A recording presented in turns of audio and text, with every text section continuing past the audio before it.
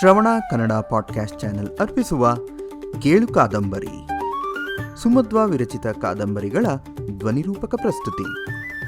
ಈ ಸರಣಿಯಲ್ಲಿ ಕೇಳಿ ಸಂಗಾತಿ ಕಾದಂಬರಿಯ ಸಂಚಿಕೆಗಳನ್ನು ಶ್ರೀಮತಿ ಮಂಜುಳಾ ರವರ ಧ್ವನಿಯಲ್ಲಿ. ಮುನ್ನುಡಿ ಪ್ರಸ್ತುತಿ ಶ್ರೀ ದ್ವಾರಕನಾಥ್ ರವರಿಂದ. ಕಾದಂಬರಿ ಸರಣಿಯ ಪ್ರತಿ ಸಂಚಿಕೆ ಅಪ್ಲೋಡ್ ಆದಾಗ ಮರೆಯದೆ ಕೇಳಲು ನಮ್ಮ ಚಾನೆಲ್ ಸಬ್ಸ್ಕ್ರೈಬ್ ಮಾಡಿ ಮತ್ತು ಬೆಲ್ ಐಕನ್ ಒತ್ತಿರಿ.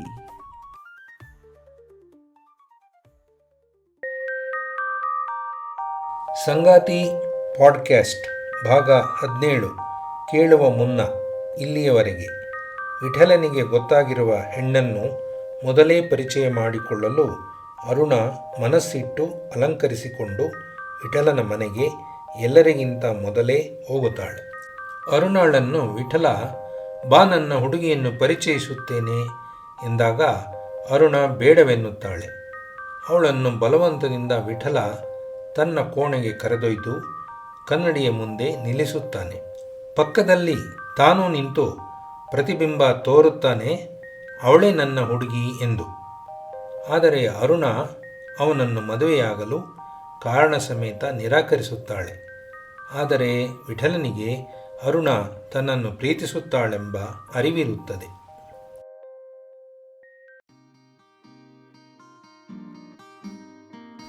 ಅರುಣ, ಅಮ್ಮ ತಕ್ಷಣ ಎದ್ದು ಬಂದು ನನ್ನ ಪಕ್ಕದಲ್ಲಿ ಕೂತ್ಕೊಂಡು, ವಿಠಲ, ನಿನ್ನನ್ನು ಈ ಮಾತು ಕೇಳೋಕ್ಕೆ ಅನೇಕ ದಿನದಿಂದ ಪ್ರಯತ್ನ ಪಟ್ಟೆ, ಆಗಲಿಲ್ಲ, ಹೇಳು, ನೀನು ಅವಳನ್ನು ಮದುವೆ ಮಾಡ್ಕೋತೀಯಾ ಅಂತ ಕೇಳಿದರು ನಮ್ಮಮ್ಮ. ಅಮ್ಮ ಆ ಮಾತು ನನ್ನ ಕೇಳಿದಾಗ ನನ್ನ ಮನದ ಭಾವ ಆಗ ನನಗೆ ಅರ್ಥ ಆಯಿತು. ಇಷ್ಟು ದಿನ ಯಾವ ಹುಡುಗಿಯನ್ನು ಒಪ್ಪಿದೆ ಅಂತ ಹೇಳದ ಹೃದಯ ಅಮ್ಮನ ಆ ಮಾತು ನುಡಿದೊಡನೆ ಹೃದಯ ಸಂತಸದಿಂದ ಹಗುರ ಆಗಿತ್ತು. ನನ್ನ ಒಪ್ಪಿಗೆ ತಿಳಿಸೇ ಬಿಡೋಕ್ಕೆ ಮುಂದಾದೆ.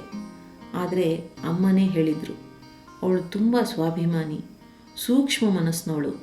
ಅವಳೆದುರಿಗೆ ನಾನೆಷ್ಟೋ ಬಾರಿ ನಮ್ಮನೆ ಸೊಸೆಗಿರಬೇಕಾದ ಅವಶ್ಯಕತೆಗಳನ್ನು ಹೇಳಿದ್ದೀನಿ. ಅವಳು ಖಂಡಿತ ನೀನು ಒಪ್ಕೊಂಡ್ರು ಅವಳು ಒಪ್ಕೊಳ್ಳಲ್ಲ ಅಂದಿದ್ರು. ಹೌದು ಅರುಣ, ನನಗೆ ಮೊದಲು ಅಂದರೆ ನಿನ್ನ ನೋಡೋ ಮೊದಲು ನನಗೆ ಬದುಕಕ್ಕೆ ಏನಿರಬೇಕು ಅನ್ನೋ ವಾಸ್ತವದ ಅರಿವಿರಲಿಲ್ಲ. ಕೋಟಿ ವಿದ್ಯೆಗಳಿವೆ ನ್ಯಾಯವಾಗಿ ಬದುಕಕ್ಕೆ. ಅದು ನೀನು ನಮ್ಮನೆ ಅಲಂಕಾರ ಮಾಡಿದಾಗ, ಗಿಡಗಳನ್ನು ನೆಟ್ಟು ಹೂ ಅರಳುವಂತೆ ಮಾಡಿದಾಗ ಅರಿವಾಗಿತ್ತು. ಪ್ರತಿಯೊಂದಕ್ಕೂ ಅದರದೇ ಆದ ಸೌಂದರ್ಯ ಇರುತ್ತೆ, ಅದರದೇ ಆದ ಆನಂದ ನೀಡುತ್ತೆ. ಅದನ್ನು ನೋಡುವ ಮನದ ಕಣ್ಣು ಇರಬೇಕಷ್ಟೆ. ಓದ್ದೋರು ಇಬ್ಬರು ಕೆಲಸಕ್ಕೆ ಹೋಗ್ತಿರೋ ಅನೇಕ ಮನೆಗಳನ್ನು ನೋಡಿದ ನನಗೆ ನಾವಿರೋ ಜಾಗನ ಮನೆಯಂತೆ ಆತ್ಮೀಯ ತಾಣವಾಗಿಸಿಕೊಡೋ ಹುಡುಗಿ ಬೇಕು ಅನಿಸಿತ್ತು. ಮನೆ ಅಂದರೆ 4 ಗೋಡೆಗಳ ನಡುವಿನ ಜಾಗ ಅಲ್ಲ, ನೆಮ್ಮದಿಯ ಸ್ಥಳ. ದಣಿದ ದೇಹ ಮನಸ್ಸುಗಳಿಗೆ ನೆಮ್ಮದಿಯಿಂದ ವಿಶ್ರಮಿಸಿ ಆ ಸುಸ್ತನ್ನು ಇಲ್ಲ ಅನಿಸುವ ಜಾಗ. ನಮ್ಮ ಸಂಸ್ಕೃತಿ ಸಂಪ್ರದಾಯಗಳ ಕನ್ನಡಿ ನಮ್ಮ ಮನೆ. ಮನೆಯೊಡತಿ ಅತಿಥಿಗಳಿಗೆ ಪೂರ್ಣ ಗಮನ, ಆಪ್ತ ಭಾವ ಬರುವಂತೆ ಮಾಡಬೇಕು. ಆ ಎಲ್ಲ ಗುಣಗಳನ್ನು ನಿನ್ನಲ್ಲಿ ಕಂಡ ಮೇಲೆ ನಾನು ನನ್ನ ಬೇಕುಗಳ ಪಟ್ಟಿಯಲ್ಲಿ ಎಷ್ಟೊಂದು ಅವಶ್ಯಕ ಗುಣಗಳನ್ನು ಬಿಟ್ಟಿದ್ದೀನಿ ಅಂತ ಗೊತ್ತಾಗಿದ್ದು. ನಾನು ಹಾಕಿದ ಪಟ್ಟಿಗಿಂತ ಸಂಗಾತಿ ಆಗೋರು ಮನಕ್ಕೆ ಒಪ್ಪಬೇಕು, ಪ್ರೀತಿ ಹುಟ್ಟಬೇಕು, ಆಗ ಹಿತ ಅನಿಸುತ್ತೆ. ನಿನ್ನ ಮೇಲೆ ಖಂಡಿತ ನನಗೆ ಆ ಭಾವ ಯಾವತ್ತು ಹುಟ್ಟಿತು ಅಂತ ನಿಖರವಾಗಿ ಹೇಳಲಾರೆ. ಆದರೆ ಆ ಭಾವ ಸ್ಥಿರವಾಗಿದೆ ಅಂತ ನನ್ನ ಹೃದಯ ಮುಟ್ಟಿ ಹೇಳ್ತೀನಿ. ಅರುಣ ತಕ್ಷಣ ನೋಡಿದ್ಲು. ನಿಮ್ಮ ವಾಗ್ಝರಿ ಮುಂದೆ ನಾನು ಏನು ಉತ್ತರಿಸಲಾರೆ. ನಿಮಗೆ ಹೆಣ್ಣು ಒಂದು ಕ್ವಾಲಿಟಿ ಪ್ರಾಡಕ್ಟು. ಆದ್ದರಿಂದ ನನಗೆ ನಿಮ್ಮ ನಿರ್ಧಾರ ಸರಿ ಅಲ್ಲ ಅನಿಸ್ತಾ ಇದೆ. ನಾನು ಸಾಮಾನ್ಯಳು. ನಿಮ್ಮ ಅವಶ್ಯಕತೆಗಳಿಗೆ ಸರಿ ಹೊಂದುವ ಉತ್ತಮಳು ಕೆಲವೇ ದಿನದಲ್ಲಿ ಸಿಗ್ತಾಳೆ. ಇಷ್ಟು ದಿನವೇ ಹುಡುಕಿದ್ದೀರಾ, ಇನ್ನು ಕೆಲವು ದಿನಗಳಲ್ಲಿ ಏನಾಗುತ್ತೆ? ಅಂಥವಳಿಗಾಗಿ ನಿರೀಕ್ಷೆ ಮಾಡಿ. ಈಗ ದಯವಿಟ್ಟು ಜಾಗ ಬಿಡಿ. ನಾನು ನನ್ನನ್ನು ಅರ್ಥ ಮಾಡಿಕೊಂಡು ಪ್ರೀತಿಸೋ ಸಂಗಾತಿಯನ್ನು ಇಷ್ಟಪಡ್ತೀನಾಗಲಿ ಹುಡುಗನ ಮನೆಯಲ್ಲಿರಬಹುದಾದ ಒಂದು ಅಮೂಲ್ಯ ವಸ್ತುವಾಗಿರೋಕ್ಕೆ ನನಗೆ ಇಷ್ಟ ಇಲ್ಲ. ವಿಠಲ ಅರುಣಳಿಗೆ ನೋಡಿದ. ಅರುಣ, ನಿನ್ನ ಕಣ್ಣುಗಳನ್ನ ನಾನು ನೋಡಿದಾಗಲೆಲ್ಲ ನನಗಲ್ಲಿ ಪ್ರೀತಿ ಕಂಡಿದೆ. ಅದು ನನ್ನ ಮನದ ಭಾವ ಕೂಡ. ನಿನ್ನಕ್ಕನ ಮದುವೆಯಲ್ಲಿ ನೀನು ನನ್ನ ಎಲೆಯಲ್ಲಿ ಹೂ ಬೀಳಿಸಿದ್ರು ನನಗಲ್ಲಿ ನಿನ್ನ ಪ್ರೀತಿ ತುಂಬಿದ ಹೃದಯ ಕಂಡಿತ್ತು.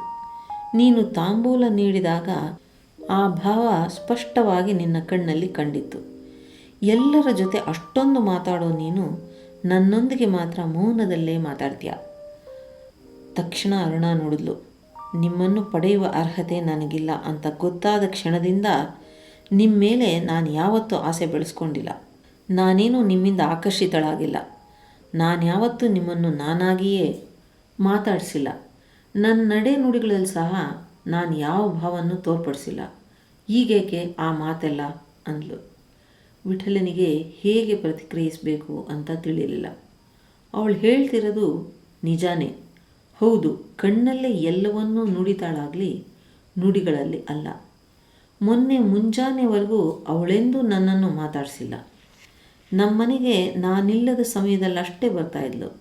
ನನ್ನ ನಡೆ ನುಡಿಯಲ್ಲಿ ಪ್ರೀತಿ ಭಾವ ತೋರಿಲ್ಲ ಅನ್ನೋದು ನಿಜವೇ. ಆದರೆ ಆ ನೋಟ, ಆ ಮೌನ, ಅವಳ ಇರುವಿಕೆ ಎಲ್ಲ ನಂಗೆ ಮಾತ್ರ 6ನೇ ಇಂದ್ರಿಯ ಎಚ್ಚರಿಸಿ ತಿಳಿಸ್ತಲೇ ಇತ್ತು, ನೀನೇ ಅವಳ ನಲ್ಲನೆಂದು. ನನ್ನೆದೆಯ ಬಡಿತಕ್ಕೆ ಅವಳೆದೆಯ ಬಡಿತ ಖಂಡಿತ ಸ್ಪಂದಿಸ್ತಿದೆ ಅನ್ನಿಸ್ತಿತ್ತು. ಮೊನ್ನೆ ನನಗೆ ಮದುವೆ ಗೊತ್ತಾಗಿದೆ ಅಂದ ತಕ್ಷಣ ಅವಳ ಮುಖ ಮಂಕಾಗಿದ್ದು, ಅವಳನ್ನು ಪರೀಕ್ಷಿಸಲು ಅವತ್ತು ಶುಭಾಶಯ ಹೇಳು ಅಂತ ಕೈ ಹಿಡಿದಾಗ ಕಂಪಿಸಿದ್ದನ್ನು ಹೇಗೆ ಮರೆಯಲಿ? ಕಣ್ಣಲ್ಲಿ ಕಣ್ಣು ಬೆರೆಸಲಾರದೆ ಎತ್ತಲೋ ನೋಡಿದ್ದು. ಅಂಗಡಿಯಲ್ಲಿ ಉಂಗುರ ತೊಡಿಸಿದಾಗ ಸಂತಸದಿಂದ ಮೈಮರೆತು ಅದನ್ನು ನೋಡಿದ್ದು. ಅವಳ ಬಾಯಲ್ಲಿ ತರಿಸೋದು ಹೇಗೆ? ಈ ಪ್ರೀತಿ ನಿನ್ನದೇ, ನಿನಗಾಗಿ ಅಂತ ಸದಾ ಕಣ್ಣಲ್ಲಿ ಹೇಳ್ತಾಳಾಗಲಿ, ತುಟಿಯ ಮೇಲೆ ಬಾರದೇಕೆ? ಅವಳ ಮೌನದ ಅರ್ಥ ಪ್ರೀತಿ ಅಂತ ಹೇಳಿದ್ರೆ ಅದಲ್ಲ ಅಂತಾಳಲ್ಲ. ಈಗ 5:15. ಅವಳು ಖಂಡಿತ ಒಪ್ಪಿಯೇ ಒಪ್ತಾಳೆ ಅನ್ನೋ ನಂಬಿಕೆ ಇದ್ದಿದ್ರಿಂದಲೇ ಈ ಸಂದರ್ಭ ಸೃಷ್ಟಿಸಿದ್ದು. ಅವಳು ನಿರಾಕರಿಸಿದ್ರೆ? ವಿಠಲ ದೀರ್ಘ ಯೋಚನೆಯಿಂದ ಹೊರಬಂದು ನೋಡಿದ. ಅರುಣ, ಈ ವಾದ ವಿವಾದ ಸರಿಯಲ್ಲ. ತರ್ಕ ತಲೆಗೆ ಹೊರತು ಹೃದಯಕ್ಕಲ್ಲ. ಮೊದಲ ಪ್ರೀತಿ ಅನುಭವ ನೀನು. ನಿನ್ನ ಮೇಲಿನ ಪ್ರೀತಿ ಜಗತ್ತನ್ನು, ನನ್ನ ಬೇಕುಗಳ ಪಟ್ಟಿಯನ್ನು ಮರೆಸಿದೆ. ಹೃದಯ ನಿನ್ನದು, ಅದು ಮಿಡಿದದ್ದು ನನ್ನಲ್ಲಿ. ಮನದ ತುಂಬ ನೀನೇ ತುಂಬಿದೆಯಾ. ನನ್ನ ಕೈ ಹಿಡಿಯಲು ನೀನು ಒಪ್ಪಿಯೇ ಒಪ್ತಿ ಅನ್ನೋ ನಂಬಿಕೆಯಲ್ಲಿ ನಾನು ಇಲ್ಲಿ ನಿನ್ನೆದುರು ಕಾದು ನಿಂತಿದ್ದೀನಿ. ನನಗೆ ನಿನ್ನ ಮೇಲೆ ಪ್ರೀತಿ ಹುಟ್ಟಿದೆ ಅಂತ ತಿಳಿದ ಮೇಲೆ ಅನೇಕ ವಿಷಯಗಳು ನನಗೆ ಸ್ಪಷ್ಟವಾಗ್ತಾ ಹೋಯಿತು. ತಲೆಯೇ ಬೇರೆ, ಹೃದಯವೇ ಬೇರೆ. ಹೃದಯಕ್ಕೆ ಆಪ್ಯಾಯವಾದುದನ್ನೇ ಬುದ್ಧಿಯೂ ಒಪ್ಕೋಬೇಕು. ನನ್ನ ಬೇಕುಗಳ ಪಟ್ಟಿ ತಲೆ ಸಿದ್ಧ ಮಾಡಿತ್ತು. ಆದರೆ ನನ್ನ ಹೃದಯ ಒಪ್ಪಿದ್ದು ನಿನ್ನನ್ನೇ. ನನ್ನ ಸಂಗಾತಿಯನ್ನಾಗಿಸಿಕೊಳ್ಳಲು ನಿರ್ಧರಿಸಿದ ಮೇಲೆ ಬುದ್ಧಿ ಅದರ ಮೇಲೆ ಸವಾರಿ ಮಾಡಲಾರದೆ ತೊಳಲಾಡ್ತಾ ಇದೆ. ನೀನು ನನ್ನ ಜೀವನದಲ್ಲಿ ಬರೋವರೆಗೂ ಆ ಬೇಕುಗಳ ಪಟ್ಟಿ ಇತ್ತು. ನಿನ್ನ ಮೇಲೆ ಅನುರಾಗ ಅರಳಿದ ಮೇಲೆ, ಅನುರಾಗದ ಸ್ಪರ್ಶವಾದೊಡನೆ ನನ್ನ ಬೇಕುಗಳಲ್ಲಿ ನೀನೊಬ್ಬಳೇ ಇರೋದು. ಈಗ ನನಗೆ ನೀನು ಮಾತ್ರವೇ ಸಂಗಾತಿಯಾಗಿ ಬೇಕು. ಮಿಕ್ಕೆಲ್ಲ ಬೇಕುಗಳು ಅರ್ಥ ಕಳೆದುಕೊಂಡು ಅಳಿಸಿ ಹೋಗಿದೆ. ನಿನಗೆ ಹೇಳಕ್ಕೆ, ನನ್ನ ಹೃದಯದಲ್ಲಿ ಪ್ರೀತಿ ಅಂತ ವಿವರಿಸೋಕ್ಕೆ ನನಗಿಷ್ಟೇ ಬರೋದು. ನಾನು ಏನೇ ಹೇಳಿದ್ರೂ ನೀನು ನಂಬಲಾರೆ. ಯಾಕಂದರೆ ನಿನ್ನ ಸ್ವಾಭಿಮಾನಕ್ಕೆ ನಾವಷ್ಟು ಪೆಟ್ಟು ಕೊಟ್ಟಿದ್ದೀವಿ. ನನಗೆ ಕಾಣುತ್ತಿರುವ ಈ ಪ್ರಶಾಂತ ಮುಖದ ಹಿಂದೆ ಭಾರಿ ನೋವಿದೆ. ಅದು ಎಷ್ಟು ಅಂದರೆ ಈಗ ಯಾವ ಪ್ರೀತಿಯ ಮಾತು ಹೃದಯಕ್ಕೆ ನಾಟದಷ್ಟು. ನನ್ನನ್ನು ಕ್ಷಮಿಸಿ ನನ್ನ ಪ್ರೀತಿಯನ್ನು ಒಪ್ಕೊ. ನೀನು ನನ್ನನ್ನು ಪ್ರೀತಿಸ್ತಿ, ಅದನ್ನು ಪರೋಕ್ಷವಾಗಿ ನನಗೆ ಹೇಳಿದ್ದಿ, ನಿನ್ನ ನಡೆಯಲ್ಲಿ ತೋರಿಸಿದ್ದಿ. ನನ್ನ ಮನದ ತೊಯ್ದಾಟಕ್ಕೆ ನನ್ನ ಹೃದಯ ನಿಶ್ಚಳ ದಾರಿ ತೋರಿದೆ. ನೀನು ಕೂಡ ನಿನ್ನ ಮನಸ್ಸಿನ ಮುಂದೆ ಈ ಪ್ರಶ್ನೆಯನ್ನಿಟ್ಟು ನಿನ್ನ ಹೃದಯ ಹೇಳಿದ್ದನ್ನು ಕೇಳು. ಅದೇ ನಿನ್ನ ನಿಜವಾದ ಗೆಳೆಯ. ಹಿಂದೆ ನಡೆದದಕ್ಕೆ ನಾನು ಕ್ಷಮೆ ಕೇಳ್ತೀನಿ. ಹಿಂದಿನದನ್ನು ಕ್ಷಮಿಸಿಬಿಡು. ನಿನ್ನ ಮನದ ಸಮಾಧಾನಕ್ಕೆ ಹಿಂದಿನದನ್ನು ಮರೆತು ಮುಂದೆ ಸಾಗಲು, ಬದುಕನ್ನು ನೆಮ್ಮದಿಯ ನಿಲ್ದಾಣಕ್ಕೆ ತಲುಪಿಸಲು ಕ್ಷಮೆ ಅಗತ್ಯ. ಪ್ರೀತಿ ವಿಷಯದಲ್ಲಿ ಕಲ್ಲಾಗಿರೋ ನಿನ್ನ ಮನಸ್ಸು ಕ್ಷಮೆಯ ಹಾದಿಯಲ್ಲಿ ನೆನ್ನೆಗಳ ಹೊರೆ ಇಳಿಸಿ ಶಾಂತವಾಗಿ ಮುನ್ನಡೆದೀತು. ನೀನು ನನಗಾಗಿ ಅಷ್ಟೇ ಕ್ಷಮಿಸೆಂದು ಕೇಳ್ತಿಲ್ಲ. ನಿನ್ನ ಮನದ ಸ್ವಸ್ಥತೆಗೆ ಕ್ಷಮೆ ಅತಿ ಅವಶ್ಯಕ. ನೀನು ನನ್ನನ್ನು ಕ್ಷಮಿಸಿ ಒಪ್ಕೊಳ್ಳದೇ ಇದ್ದರೆ ನನ್ನ ನೆನಪು ನಿನ್ನ ಮೆದುಳು ಮತ್ತು ಮನಸ್ಸಿನ ಮೇಲೆ ನಿರಂತರ ಸವಾರಿ ಮಾಡ್ತಾ ಇರುತ್ತೆ. ನೀನು ಕ್ಷಮಿಸಬೇಕಾಗಿರೋದು ಈ ನನ್ನ ನೆನಪಿನ ಬಿಡುಗಡೆಗಾಗಿ. ನೀನು ನನ್ನ ಮೇಲಿನ ದ್ವೇಷ ಮರೆತು ಮನಸ್ಸನ್ನು ಸ್ವತಂತ್ರಗೊಳಿಸ್ಕೊಳ್ಳದೇ ಇದ್ದರೆ ಮುಂದಿನ ನಿನ್ನ ಬದುಕಿನಲ್ಲಿ ಸಂಪೂರ್ಣ ಶಕ್ತಿ ಸಾಮರ್ಥ್ಯದಿಂದ ಬದುಕಕ್ಕೆ ಆಗಲ್ಲ. ನಿನ್ನ ಬೇರೆ ಸಂಬಂಧಗಳಲ್ಲಿ ಪ್ರೀತಿಯಿಂದ ಸ್ನೇಹ ಸಹನೆಗಳಿಂದ ವರ್ತಿಸಕ್ಕೆ ಕೂಡ ಆಗಲ್ಲ. ನಿನ್ನನ್ನು ಒಂದು ಸಮಯದಲ್ಲಿ ನಮ್ಮ ಅರ್ಹತೆಗೆ ಸರಿಯಾಗದವಳು ಅಂದಿದ್ದಕ್ಕೆ ನೀನು ನಾನು ಸರ್ವ ಸಮರ್ಥಳು ಅರ್ಹಳು ಅಂತ ಸಾಧಿಸಿ ತೋರಿಸಿದೀಯ. ಅದನ್ನು ನಾವೆಲ್ಲ ಒಪ್ಕೊಂಡಿದ್ದೀವಿ ಕೂಡ.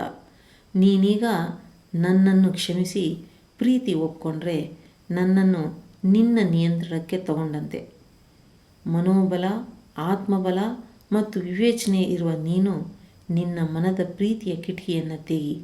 ಆಗ ಸಂತಸ, ಪ್ರೀತಿ, ಸ್ನೇಹ ಎಂಬ ಬೆಳಕು ಒಳಬರಲು ಸಾಧ್ಯ ಆಗುತ್ತೆ. ಬದುಕು ಎಲ್ರಿಗೂ ಪಾಠ ಕಲಿಸುತ್ತೆ. ಈ ಸಂದರ್ಭ ನಮ್ಮ ಹಿಂದಿನ ವರ್ತನೆಯನ್ನು ನೋಡಿ ಅವಲೋಕಿಸೋಕ್ಕೆ ಅವಕಾಶ ಮಾಡಿಕೊಟ್ಟಿದೆ. ನಾನು ಹಿಂದೆ ವರ್ತಿಸಿದಂತೆ ನೀನು ಈಗ ವರ್ತಿಸ್ತಾ ಇದೆಯಾ? ಯೋಚಿಸು. ಇದೇ ಆತ್ಮಾವಲೋಕನದ ದಾರಿ. ನಮ್ಮೆಲ್ಲ ತಪ್ಪುಗಳನ್ನು ಒಟ್ಟಾರೆಯಾಗಿ ಕ್ಷಮಿಸಿ ಪ್ರೀತಿ ಒಪ್ಕೋ. ಆಗ ನಿನ್ನ ಬದುಕು ನಿನ್ನ ನಿಯಂತ್ರಣಕ್ಕೆ ಬರುತ್ತೆ. ಕ್ಷಮೆಯಲ್ಲಿ ಪವಾಡ ಇದೆ. ಈ ಪವಾಡ ನಿನ್ನಿಂದ ಈಗ ಸಾಧ್ಯ ಇದೆ. ನಿನ್ನ ಪ್ರತಿ ನೋಟನೂ ನನಗೆ ಅನುರಾಗದ ಅಲೆಗಳನ್ನೇ ಕಳಿಸಿದೆ. ನನ್ನ ಹೃದಯ ಅದನ್ನು ಅರ್ಥ ಮಾಡಿಕೊಂಡು ಸ್ಪಂದಿಸೋಕ್ಕೆ ಸ್ವಲ್ಪ ಸಮಯ ಬೇಕಾಯಿತು. ಪ್ರತಿ ಘಟನೆಗಳು ಕಾಲಕ್ಕಾಗಿ ಕಾಯಬೇಕಾಗತ್ತೆ. ಆ ಕಾಲ ಈಗ ಒದಗಿ ಬಂದಿದೆ. ಇಷ್ಟೆಲ್ಲ ವಿಠಲ ಏನೇ ಹೇಳಿದ್ರು ಕ್ಷಮಿಸಿ ಪ್ರೀತಿಸು ಅಂತ ಎಷ್ಟು ರೀತಿಯಲ್ಲಿ ಕೇಳಿದ್ರು ಪ್ರೀತಿಯಲ್ಲಿ ಕ್ಷಮೆ ಇದ್ದರೂ ಅರುಣಳ ಮನಸ್ಸು ಮೊಂಡತನ ಮಾಡ್ತಾ ಇತ್ತು. ಅರುಣಳಲ್ಲಿ ಅವನನ್ನು ವಿರೋಧಿಸಿ ಪ್ರತಿಕ್ರಿಯಿಸುವಷ್ಟು ಶಕ್ತಿ ಇರಲಿಲ್ಲ. ಯಾಕಂದರೆ ವಿಠಲನನ್ನು ಅವಳು ನಿಜವಾಗ್ಲೂ ಪ್ರೀತಿಸ್ತಾ ಇದ್ಲು. ಆದರೆ ಅವನ ಪ್ರೀತಿಯನ್ನು ಒಪ್ಪಿಕೊಳ್ಳೋಕ್ಕೆ ಬುದ್ಧಿ ವಿರೋಧಿಸ್ತಾ ಇತ್ತು. ಅವನೇ ಹೇಳಿದಂತೆ ಇಲ್ಲಿ ಬುದ್ಧಿ ಮತ್ತು ಹೃದಯ ಬೇರೆ ಬೇರೆ ರೀತಿಯಲ್ಲಿ ಮುಂದುವರಿಯುವಂತೆ ಅವಳನ್ನು ಪ್ರೇರೇಪಿಸ್ತಾ ಇತ್ತು.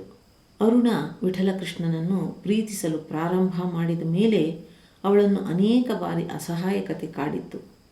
ಅವರಿಗೆ ನನಗಿಂತ ಉತ್ತಮ ಹುಡುಗಿಯ ಹುಡುಕಾಟದಲ್ಲಿದ್ದಾರೆ, ನಾನು ಅವರಿಗೆ ಅರ್ಹಳಲ್ಲ, ನನ್ನ ಪ್ರೀತಿ ಅವರ ಬಗೆಗೆ ಸಫಲವಾಗದು, ಹಾಗೆ ಪ್ರೀತಿಯನ್ನು ಮೋಹವಾಗಿಸಿ ದ್ವೇಷ ದುಃಖ ಎಲ್ಲ ಆಗುವಂತೆ ಮಾಡಬಾರ್ದು. ಆ ಪ್ರೀತಿ ಅನ್ನೋದು ಒಂದು ದೈವಿ ಭಾವ, ಪ್ರೀತಿ ಭಾವ ಹಾಗೇ ಇರಲಿ, ಇನ್ನೆಲ್ಲ ನೇಪಥ್ಯಕ್ಕೆ ಸೇರಲಿ ಅಂತ ಮನಸ್ಸನ್ನು ಸಮಾಧಾನ ಮಾಡಿಕೊಂಡಿದ್ಲು. ಈಗ ನೋಡಿದರೆ ಎರಡೂ ಮನೆಯಲ್ಲಿ ಗುಟ್ಟು ಬಿಟ್ಟುಕೊಡದೆ ಅವಳನ್ನು ನೇರ ವಿಠಲಕೃಷ್ಣನ ಎದುರಲ್ಲಿ ನಿಂತು ಅಭಿಪ್ರಾಯ ತಿಳಿಸುವಂತೆ ಮಾಡಿದ್ದಾರೆ. ವಿಶಾಲಾಕ್ಷಿಯವರೊಮ್ಮೆ ಅರುಣಳನ್ನು ಕೇಳಿದರು. ಸುಲೋಚನಾ ಅವರನ್ನು ಕೇಳಲಾ, ಇನ್ನೊಂದು ಸರ್ತಿ ನಮ್ಮ ಅರುಣಳನ್ನು ನಿಮ್ಮ ಸೊಸೆ ಮಾಡಿಕೊಳ್ಳಿ ಅಂತ ಅಂದಿದ್ರು. ಆಗ ಅರುಣ ನೇರವಾಗಿ ಅಮ್ಮನಿಗೆ ಹೇಳಿದ್ಲು, ಅಮ್ಮ, ಆ ಯೋಚನೆಯೇ ಸರಿಯಿಲ್ಲ. ಅವರ ಆಸೆ ಆಕಾಂಕ್ಷೆ ಅವಶ್ಯಕತೆಗಳು ಗೊತ್ತಿದ್ದು ಅದನ್ನೆಲ್ಲ ಈ ಜನ್ಮದಲ್ಲಿ ಪೂರೈಸಲಾರದ ನನ್ನನ್ನು ತೋರಿಸೋದು ಅವರಿಗೆ ಅವಮಾನ ಮಾಡಿದಂತೆಯೇ ಸರಿ. ಅದಕ್ಕೆ ಆ ಆಸೆ ಮರೆತುಬಿಡು ಅಮ್ಮ. ಮದುವೆ ಅಂದರೆ ಮೂಲಭೂತವಾಗಿ ಪರಸ್ಪರರಲ್ಲಿ ಪ್ರೀತಿ ಇರಬೇಕು. ಇಲ್ಲದಿದ್ದರೆ ದೊಡ್ಡವರು ನೋಡಿ ಮದುವೆ ಮಾಡ್ತಾರೆ ಅಂದರೆ ಆ ಹಿರಿಯರ ಬೇಕುಗಳ ಪಟ್ಟಿ ಗರಿಷ್ಠ ಮಟ್ಟದಲ್ಲಿ ತೃಪ್ತಿಯಾದರೆ ಸಂಬಂಧ ದೃಢ ಆಗುತ್ತೆ. ಇಲ್ಲದೇ ಇದ್ದರೆ ಮದುವೆ ಆದಮೇಲೆ ಬರುವ ಭಿನ್ನಾಭಿಪ್ರಾಯ ಸಂಸಾರದ ಬಿರುಕಿಗೆ ಕಾರಣವಾಗಿಬಿಡುತ್ತೆ. ಅದನ್ನು ಸರಿದೂಗಿಸಬೇಕಾಗೋದು ಇಬ್ಬರದು ಹೊಣೆ ಅನ್ನೋದನ್ನು ಮರೆತೇ ಬಿಡ್ತೀವಿ. ಯಾವುದರಲ್ಲೂ ಇಬ್ಬರೂ ಸೋಲಲಿಕ್ಕೆ ತಯಾರಿರೋದಿಲ್ಲ.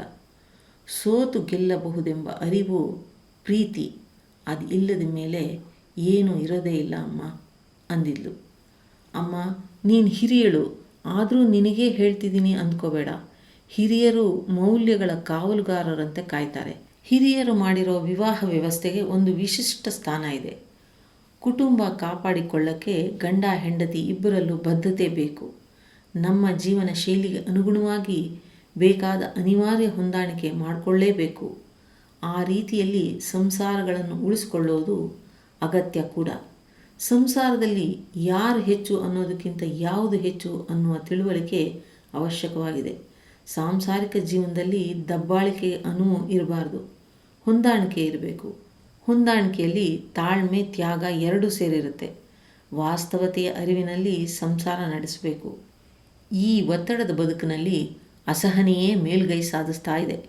ಇನ್ನು ಮನವೊಪ್ಪದ ಸಂಗಾತಿ ಇದ್ದರಂತೂ ಮುಗಿದೇ ಹೋಯಿತು. ಅದಕ್ಕೆ ಅಮ್ಮ, ಈ ಅರಿವಿನ ಜೊತೆಯಲ್ಲಿ ನಮ್ಮ ಬದುಕಿಗೆ ನಾವೇ ಬಣ್ಣ ತುಂಬುವ ಕೆಲಸವನ್ನು ಮಾಡಬೇಕು.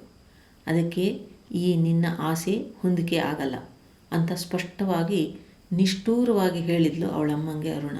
ಅವಳ ಮನದ ಭಾವ ಅರಿವಾದ ಮೇಲೆ, ವಿಠಲಕೃಷ್ಣ ಮದುವೆಯಾಗಲು ಇಷ್ಟಪಟ್ಟಿರುವುದು ತಿಳಿದ ಮೇಲೆ ಎಲ್ಲರ ಮನದಲ್ಲಿ ಗುಪ್ತಗಾಮಿನಿಯಾಗಿದ್ದ ಆಸೆ ಅವಳನ್ನು ಇಲ್ಲಿ ಈಗ ಸಿಗಿಸಿತ್ತು. ಅರುಣ ಯೋಚಿಸ್ತಲೇ ಇದ್ಲು. ವಿಠಲ ನನಗೆ ಮದುವೆ ಗೊತ್ತಾಗಿದೆ ಅಂದಾಗ, ಎಲ್ಲ ಶಾಪಿಂಗ್ಗೆ ನನ್ನನ್ನು ಜೊತೆಗೆ ಬಾ ಅಂದಾಗ ನನಗೆ ಅರಿವಾಗಬೇಕಾಗಿತ್ತು ಇಲ್ಲೇನೋ ಸರಿ ಇಲ್ಲ ಅಂತ. ಅಮ್ಮ ಬೆಳಗಿನಿಂದಲೇ ಅದೇನೋ ಸಂಭ್ರಮದಲ್ಲಿದ್ಲು. ಇವರ ಮನೆಯ ನಿಶ್ಚಿತಾರ್ಥಕ್ಕೆ ಅಮ್ಮನೇಕೆ ಅವಸರಿಸಿ ಉತ್ತೇಜಿಸ್ತಾ ಇದ್ದಾಳೆ ಅಂತ ಯೋಚಿಸಬೇಕಾಗಿತ್ತು. ಬಾಗಿಲ ಬಳಿ ಬಂದಾಗ ಸುಲೋಚನಾ ಆಂಟಿ, ಬಾಮ್ಮ ಭಾಗ್ಯಲಕ್ಷ್ಮಿ, ಶುಕ್ರವಾರ ಮನೆ ತುಂಬು ಅಂದಾಗ ನನಗೆ ಮಂಕು ಕವಿದಿತ್ತು. ಮದುವೆ ಗೊತ್ತಾಗಿರುವವರು, ಇಂದಿನವರೆಗೂ ಎಂದೂ ಮಾತನಾಡಿಸದೇ ಇದ್ದವರು ನನಗೆ ಶುಭಾಶಯ ಹೇಳು ಅಂತ ಕೈ ಚಾಚಿದ್ದು, ನನ್ನ ಮದುವೆಗೆ ಶಾಪಿಂಗ್ಗೆ ಸಹಾಯ ಮಾಡು ಅಂತ ನನ್ನನ್ನೇ ಕರೆದೊಯ್ದಿದ್ದು ಎಲ್ಲಕ್ಕೂ ಈಗ ಅರ್ಥ ತಿಳಿತಾ ಇದೆ. ಎಲ್ಲರೂ ಒಗ್ಗಟ್ಟಾಗಿ ತೀರ್ಮಾನಿಸಿ ನನ್ನನ್ನು ಇಲ್ಲಿ ಸಿಗಿಸಿದ್ದಾರೆ. ಇಲ್ಲಿಂದ ಹೇಗಾದರೂ ಪಾರಾಗಬೇಕು. ವಿಠಲಕೃಷ್ಣನಿಗೆ ನನ್ನ ಮೇಲೆ ಪ್ರೀತಿ ಪ್ರೇಮ ಬಂದದ್ದಲ್ಲ. ಅವರು ಹೇಳ್ತಾ ಇರೋದೆಲ್ಲ ನಿಜಾನೇ. ಗಂಡಿನ ಅಹಂ ಬಿಟ್ಟು ಮನಸ್ಸಿನ ಮಾತು ತೆರೆದಿಟ್ಟಿದ್ದಾರೆ. ಆದರೆ ಅದ್ಯಾಕೋ ನಾನು ಅವರನ್ನು ಆ ರೀತಿ ಒಪ್ಪಿಸಲು ನಂಬಿಸಲು ಅಶಕ್ತಳಾಗಿದ್ದೀನಿ. ಪ್ರಕೃತಿ ಕೊಟ್ಟ ಒಳಮನಸ್ಸನ್ನು ಲೆಕ್ಕ ಮಾಡದೆ ಅರುಣ ಇನ್ನು ಯೋಚಿಸಿ ಫಲವಿಲ್ಲ ಅಂದ್ಕೊಂಡು ಒಮ್ಮೆಲೆ ಹೊರಹೋಗಬೇಕು ಅಂತ ವಿಠಲನನ್ನು ತಳ್ಳಿಕೊಂಡು ಬಾಗಿಲು ತೆಗೆಯೋಕ್ಕೆ ಮುಂದಾದಳು. ಅಲ್ಲಿಯವರೆಗೂ ನಿಗ್ರಹದಲ್ಲಿದ್ದ ವಿಠಲನ ಮನಸ್ಸು ಆ ಸ್ಥಿತಿ ದಾಟಿತ್ತು.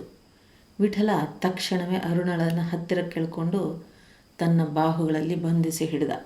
ಅರುಣ, ಬಿಡಿ, ನೀವು ಬಿಡದೇ ಇದ್ದರೆ ನಾನು ಆಂಟಿನ ಎಲ್ಲರನ್ನೂ ಕರೀತೀನಿ ಅಂತ ಬಿಡಿಸಿಕೊಳ್ಳಕ್ಕೆ ಹೆಣಗದ್ಲು.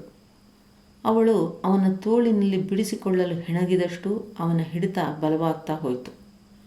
ಆ ಒರಟುತನಕ್ಕೆ ಈ ಮೃದುತ್ವ ಹುಚ್ಚು ಹಿಡಿಸ್ತಾ ಇತ್ತು. ಒಂದು ಕೈಯಿಂದ ಬಳಸಿ ಹಿಡಿದು ಮತ್ತೊಂದು ಕೈಯಿಂದ ಅವಳ ಗಲ್ಲ ಹಿಡಿದೆತ್ತಿದ. ಎಲ್ಲ ತರ್ಕಕ್ಕೂ ಉತ್ತರ ಅನ್ನುವಂತೆ ಅವನ ತುಟಿಗಳು ಅವಳ ತುಟಿಗಳನ್ನು ಸಮೀಪಿಸ್ತಾ ಇತ್ತು. ಎರಡು ಯೌವನ ತುಂಬಿದ ದೇಹಗಳು, ಒಲಿದ ಮನಸ್ಸು, ನಿಸರ್ಗ ಕೂಡ ಸಹಕರಿಸಿತ್ತು. ಅಲ್ಲಿ ಸೋಲು ಗೆಲುವಿನ ಮಾತಿರಲಿಲ್ಲ, ಒಲವು ಗೆಲುವಿನದಾಗಿತ್ತು. ಅರುಣಳಲ್ಲಿ ವಿಠಲನೆದುರಲ್ಲಿ ಹೋರಾಡುವ ಶಕ್ತಿ ಕ್ಷಣ ಕ್ಷಣಕ್ಕೂ ಕಡಿಮೆಯಾಗ್ತಾ ಇತ್ತು. ಅವನಲ್ಲಿ ಇನ್ನೊಂದೇ ಕ್ಷಣ ಒಂದಾಗಿ ಬಿಡುವ ಸಾಧ್ಯತೆ ಇತ್ತು.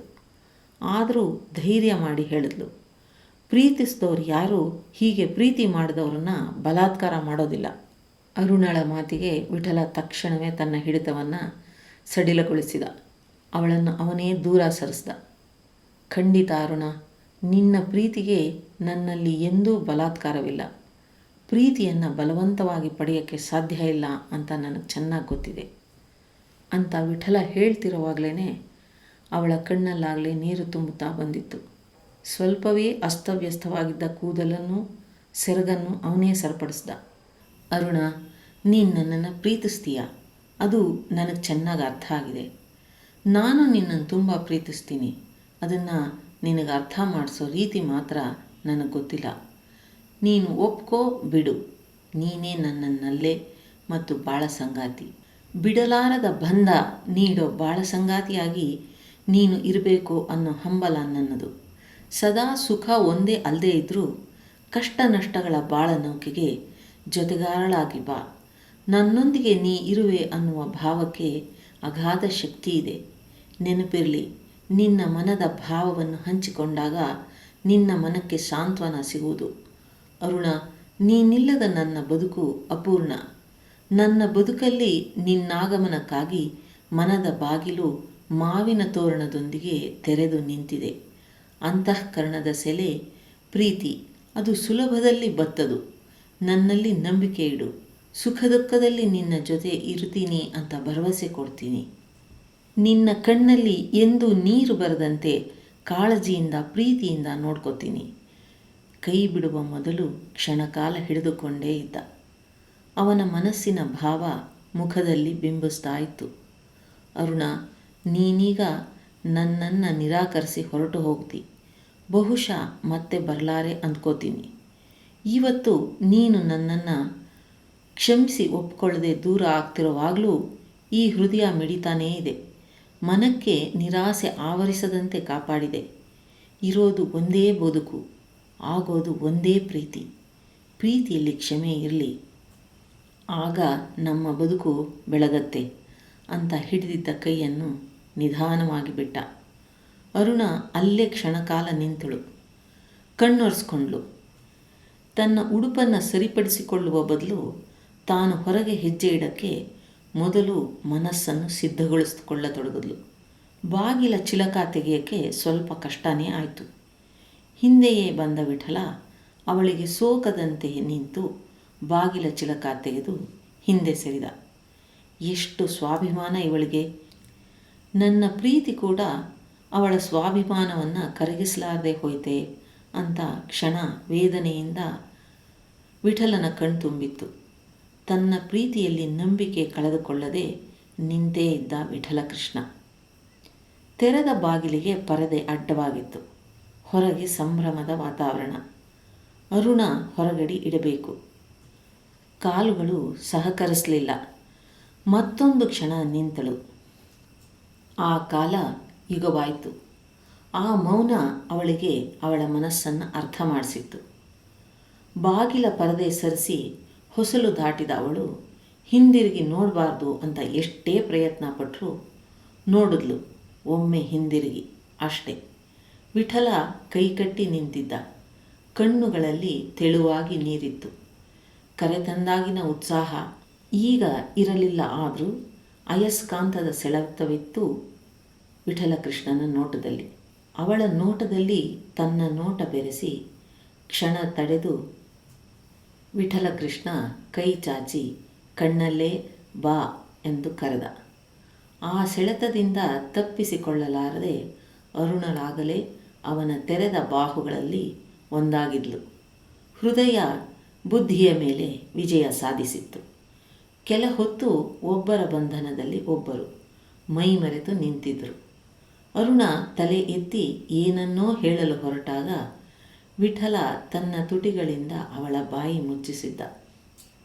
ಹೇಳುವುದು ಕೇಳುವುದು ಮಾತಿನಲ್ಲಿ ಇಬ್ಬರಿಗೂ ಇನ್ನೇನು ಉಳಿದಿರಲಿಲ್ಲ. ಒಬ್ಬರ ಭಾವಕ್ಕೆ ಮತ್ತೊಬ್ಬರು ಸ್ಪಂದಿಸಿ ಆಗಿತ್ತು. ಆ ಅಪ್ಪುಗೆಯ ಅಮಲಿನಲ್ಲಿ ರೂಮಿನ ಹೊರಗಡೆ ನಿಂತ ವಿಶಾಲಾಕ್ಷಿ, ಸುಂದರೇಶ್ವರ್, ಸುಲೋಚನಾ, ಶ್ರೀನಾಥ್ ಕಂಡು ಬಂದಾಗ ವಿಠಲ ಅರುಣಳನ್ನು ಬಾಗಿಲ ಹಿಂದಕ್ಕೆ ಎಳೆದುಕೊಂಡ. ಅವರ ಕಣ್ಣಿಂದ ಮರೆಯಾಗಿ ನಿಂತರು ಇಬ್ಬರು. ಸುಲೋಚನಾ ಹೊರಗಿನಿಂದನೇ, ಏನಪ್ಪ ನಿಶ್ಚಿತಾರ್ಥ ಮಾಡೋದೋ ಹೇಗೆ, ಸಮಯ ಹತ್ತಿರ ಆಗ್ತಾ ಇದೆ ಅಂದಾಗ ವಿಠಲ ಬಾಗಿಲ ಎದುರು ಬಂದು ನಿಂತ. ಅಷ್ಟೊಂದು ಜನರೆದುರು ಸಂಕೋಚದಿಂದ ತಲೆ ತಗ್ಗಿಸಿ ನಿಂತ. ಅವನ ಬೆನ್ನ ಹಿಂದೆ ನಿಂತಿದ್ದ ಅರುಣ ಅವನ ಸಿಲ್ಕಿನ ಜುಬ್ಬ ಸುಕ್ಕಾಗುವಂತೆ ಅವನಿಗೆ ನೋವಾಗುವಷ್ಟು ಗಟ್ಟಿಯಾಗಿ ಅವನನ್ನು ಹಿಡಿದು ನಾಚಿ ನಿಂತಿದ್ಲು. ಎಲ್ರಿಗೂ ಆ ದೃಶ್ಯ ಸಂತಸದ ವಿಷಯ ಆಯಿತು. ತನ್ನ ಮಗ ಪ್ರೀತಿಸಿದವಳನ್ನು ಒಪ್ಪಿಸಿ ಮದುವೆ ಆಗ್ತಾ ಇರೋದು ಸುಲೋಚನಾ ಶ್ರೀನಾಥ್ಗೆ ಸಂತೋಷ ಆದರೆ, ತಮ್ಮ ಮಗಳನ್ನು ಚೆನ್ನಾಗಿ ನೋಡಿಕೊಳ್ಳುವ ಅಳಿಯ ಸಿಕ್ಕದ ಅಂತ ವಿಶಾಲಾಕ್ಷಿ, ಸುಂದರೇಶ್ವರ್ ಬೀಗಿದರು. ಕೆಲವೇ ಆತ್ಮೀಯರೆದುರಲ್ಲಿ ನಡೆದ ನಿಶ್ಚಿತಾರ್ಥ ಸರಳವಾಗಿ ಸಂಭ್ರಮದಿಂದ ಮನಮೆಚ್ಚಿದ ಸಂಗಾತಿಯೊಡನೆ ನಡೆಯಿತು. ಮದುವೆ ಅವರಂದುಕೊಂಡಂತೆ ಹೊರನಾಡ ಅನ್ನಪೂರ್ಣೇಶ್ವರಿ ಎದುರಲ್ಲಿ ಕೆಲವೇ ಆತ್ಮೀಯರನ್ನೊಳಗೊಂಡು ಸರಳವಾಗಿ ನಡೆಯಿತು. ಒಂದು ದಿನ ದೇವಸ್ಥಾನಕ್ಕೆ ಬರೋ ಭಕ್ತಾದಿಗಳ ಊಟ ಖರ್ಚನ್ನು ಮದುವೆಯವರು ವಹಿಸಿಕೊಂಡ್ರು. ಮದುಮಕ್ಕಳು ಭದ್ರಾ ನದಿಯಲ್ಲಿ ಮಿಂದು ತಾಯಿ ಸೇವೆ ಮಾಡಿದರು. ಎಲ್ಲ ಆತ್ಮೀಯರು ಸ್ನೇಹಿತರು ಬಿಡುವಾಗಿ ಕೂತು ಅರುಣ ವಿಠಲ ಒಂದು ಕಡೆ ಕೂಡದಂತೆ ಚೆನ್ನಾಗಿ ಗೋಳುಹಿಕೊಂಡ್ರು. ಸುಂದರೇಶ್ವರ್ ದೂರದಲ್ಲಿ ಕುಳಿತು ಕಿರಣ ಅರುಣಳನ್ನು ನೋಡಿ ಹೆಮ್ಮೆ ಪಟ್ಟುಕೊಂಡ್ರು. ದೇವರ ಲೀಲೆಯ ಜಾಡನ್ನು ಅರಿಯಲಾಗದು ಅನ್ನಿಸ್ತು. ಎರಡೂ ಹೆಣ್ಣು ಮಕ್ಕಳು ಅವರ ಮದುವೆ ಮಾಡಿ ಅವರ ಮುಂದಿನ ಜೀವನದ ಮೊದಲ ಪುಟದವರೆಗೆ ತಂದು ನಿಲ್ಲಿಸಿದ್ದಾಗಿತ್ತು. ಅವರಿಗೆ ಮನ ಒಪ್ಪುವ ಉತ್ತಮ ಬಾಳ ಸಂಗಾತಿಗಳನ್ನು ಕೊಟ್ಟೆವೆಂದೆನಿಸಿತ್ತು ಇವರಿಗೆ. ಅದಕ್ಕಾಗಿ ನಡೆದ ಪ್ರಯತ್ನದಲ್ಲಿ ಆದ ಅನುಭವ ಮನಸ್ಸಿಗೊಂದು ಪಕ್ವತೆ ತಂದಿತ್ತು ಸುಂದರೇಶ್ವರ್ಗೆ. ಬದುಕನ್ನು, ಜೀವನವನ್ನು ಇಷ್ಟೇ ಹೀಗೆ ಅಂತ ಯಾರೂ ನಿರ್ಧರಿಸಲಾಗದು ಅನಿಸಿತ್ತು. ಕಿರಣಳ ಮದುವೆ, ಆ ಜನಸ್ತೋಮ, ವೈಭವ, ಅದಕ್ಕಾಗಿ ತಯಾರಿ, ಅದರಿಂದಾದ ಒತ್ತಡ, ಮಾನಸಿಕ ಕಿರಿಕಿರಿ, ಹಣ ಒಂದಿದ್ರೆ ಎಲ್ಲ ಆಗೋದಿಲ್ಲ ಅನ್ನುವ ವಾಸ್ತವದ ಅನುಭವ. ಅದೇ ಅರುಣಳ ಮದುವೆ ಸರಳ, ಆತ್ಮೀಯರೊಂದಿಗೆ ಯಾವುದೇ ಒತ್ತಡಗಳಿಲ್ಲದೆ, ಆತಂಕಗಳಿಲ್ಲದೆ ನಡೆಯಿತು. ಮುಂದಿನ ಆರೋಗ್ಯವಂತ ಪೀಳಿಗೆ ಬೆಳೆಯಕ್ಕೆ ಮದುವೆ ಆಗಲೇಬೇಕು. ಮದುವೆಯಾಗಬೇಕು ಅಂದರೆ ಸಂಗಾತಿ ಬೇಕು. ಅದಕ್ಕಾಗಿ ಮನೆಗಳನ್ನು ಸಿದ್ಧಗೊಳಿಸಿಕೊಳ್ಳಬೇಕು. 2 ಸಂಸ್ಕೃತಿಗಳಲ್ಲಿ ಹೊಂದಾಣಿಕೆ ತರಬೇಕು. ಈ ಬೇಕುಗಳಿಗೆ ಕೇಂದ್ರ ಬಿಂದು ಹೆಣ್ಣು.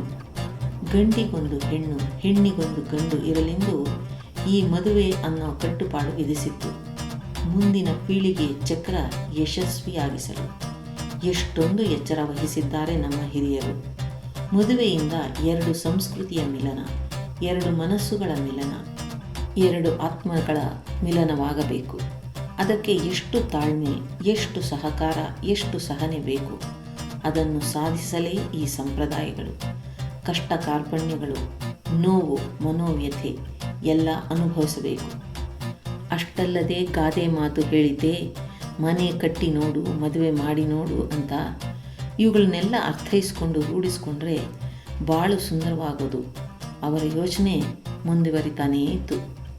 ರೂಮು ಸಿಗದ ಜನರಿಗಾಗಿ ಅದಾಗಲೇ ದೇವಸ್ಥಾನದ ಪ್ರಾಕಾರದಲ್ಲಿ ಮಲಗಲು ದೇವಸ್ಥಾನದ ಸಿಬ್ಬಂದಿ ಚಾಪೆ ದಿಂಬುಗಳನ್ನ ಕೊಡ್ತಾ ಇದ್ರು. ಎಲ್ಲರೂ ಅಲ್ಲೇ ಇದ್ದರೂ ಮದುಮಕ್ಕಳಿಬ್ಬರು ನಾಪತ್ತೆ ಆಗಿದ್ರು. ಎಲ್ಲರಲ್ಲೂ ಆತಂಕ ಮನೆ ಮಾಡಿತ್ತು. ಇಷ್ಟು ಹೊತ್ತಲ್ಲಿ ಇಬ್ಬರು ಅದೆಲ್ಲಿಗೆ ಹೋದರು, ಎಲ್ಲ ರೂಮಿನ ಕೀಗಳು ನಮ್ಮ ಹತ್ರನೇ ಇರೋವಾಗ ಅಂತ ಎಲ್ಲರೂ ಹುಡುಕತೊಡಗಿದ್ರು. ದೇವಸ್ಥಾನದ ಸಹಾಯಕರು ಇವ್ರನ್ನ ಕರೆದು ಅಟ್ಟ ಹತ್ತಿಸಿದ್ರು. ಅಲ್ಲಿ ಬಳಲಿದ್ದ ಇಬ್ಬರು ಇದ್ದ ಹುಡುಗಿಯಲ್ಲೇ ಒಂದೇ ದಿಂಬಿನ ಮೇಲೆ ತಲೆ ಇಟ್ಟು ಹಾಯಾಗಿ ನಿದ್ರಿಸ್ತಾ ಇದ್ರು. ಆ ದೃಶ್ಯ ಎಲ್ಲರ ಆತಂಕ ನಿವಾರಿಸಿದ್ದಲ್ಲದೆ ನೆಮ್ಮದಿಯನ್ನು ತಂದಿತ್ತು. ಅವರಿಬ್ಬರು ಸುಂದರ ಬದುಕಿಗೆ ಬಾಳ ಸಂಗಾತಿಗಳಾಗಿದ್ದರು. ಇದರೊಂದಿಗೆ ಸಂಗಾತಿ ಕಾದಂಬರಿಯ ಕಥಾಸರಣಿ ಮುಗಿದಿದ್ದು, ಮುಂದಿನ ಪ್ರಸ್ತುತಿಯೊಂದಿಗೆ ನಿಮ್ಮ ಭೇಟಿ ಎಂದು ತಿಳಿಸುತ್ತಾ ನಿಮ್ಮ ಅಭಿಮಾನ ಪ್ರೋತ್ಸಾಹಕ್ಕೆ ಧನ್ಯವಾದಗಳು.